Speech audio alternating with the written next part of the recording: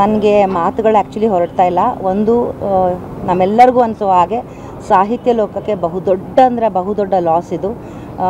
ನನಗೆ ನನ್ನ ತಂದೆ ನೆನಪಾದರು. ಮತ್ತು ಭೈರಪ್ಪ ಅಜ್ಜ ಬಗ್ಗೆ ಮಾತಾಡೋದಾದರೆ, ಈಗ ನಾನು 1.5 ತಿಂಗಳು ಕೆಳಗಡೆ ಅವ್ರನ್ನ ಭೇಟಿ ಕೂಡ ಮಾಡಿದ್ದೆ, ಮಾತಾಡಿಸಿದ್ದೆ ಅವ್ರನ್ನ. ಆರೋಗ್ಯ ಆಗಲೇ ಒಂಚೂರು ಹದಗೆಟ್ಟಿತ್ತು, ಆದರೆ ನಡೀತಾಯಿದ್ರು, ಮಾತಾಡ್ತಿದ್ರು, ಏನಾದ್ರು ಹೇಳಿದ್ರೆ ಕೇಳಿಸ್ಕೊಳ್ತಾಯಿದ್ರು, ಅರ್ಥ ಮಾಡ್ಕೊಳ್ತಿದ್ರು.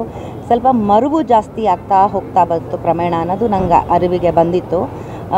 ಜೊತೆಗೆ ನಾನು ಮಾತಾಡಿದಾಗ ನನ್ನ ತಂದೆ ಬಗ್ಗೆ ಹೆಸರು ಹೇಳಿದಾಗ ಅವರು ರಿಕಲೆಕ್ಟ್ ಮಾಡಿಕೊಂಡ್ರು. ಅಂದರೆ ಮರುವು ಬರ್ತಾಯಿದೆ, ಅಂದರೆ ಆಲ್ಝೈಮರ್ಸ್ ಆಗಿದೆ ಅನ್ನೋ ಒಂದೊಂದು ರಿಪೋರ್ಟ್ ಬಂದಿತ್ತು. ಸೊ ಹಾಗಾಗಿ ಮರುವು ಜಾಸ್ತಿ ಆಗ್ತಾಯಿದೆ ಅವ್ರಿಗೆ ವಯಸ್ಸಿನಗೋಸ್ಕರ ಅನ್ನೋದೊಂದಿತ್ತು. ಅದರ್ವೈಸ್ ಹಿ ವಾಸ್ ಇಲ್ಲಿ ಹಾಸ್ಪಿಟಲಲ್ಲಿ 1 ತಿಂಗಳಿದ್ದರು. ಟ್ರೀಟ್ಮೆಂಟ್ ಚೆನ್ನಾಗೇ ನಡೀತಾ ಇತ್ತು, ತುಂಬ ಚೆನ್ನಾಗಿ ಕೋಪಪ್ ತೊಗೊಳ್ತಾಯಿದ್ರು ಅಂತ ಡಾಕ್ಟ್ರು ಕೂಡ ಹೇಳಿದ್ರು. ಈ ಥರ ಅಂದರೆ ಕಾರ್ಡಿಯಾಕ್ ಅರೆಸ್ಟ್ ಆಗಿ ನಿಗಮ ಆಗಿರೋದವರು, ಸಾವಾಗಿರೋದವ್ರಿಗೆ.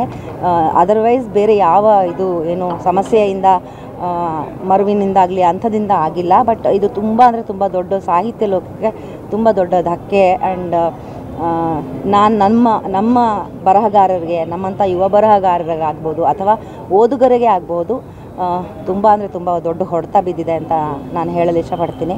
ಬಾಯ್ ತುಂಬ ಅಜ್ಜ ಅಂತ ಹೇಳ್ತಾ ಇದ್ದೀನಿ. ಸೊ ಹಾಗಾಗಿ ಅವ್ರನ್ನ ಕಳ್ಕೊಂಡಿರೋದು ನನಗೆ ತುಂಬ ಅಂದರೆ ತುಂಬ ತುಂಬ ತುಂಬ ಬೇಸರ ಇದೆ.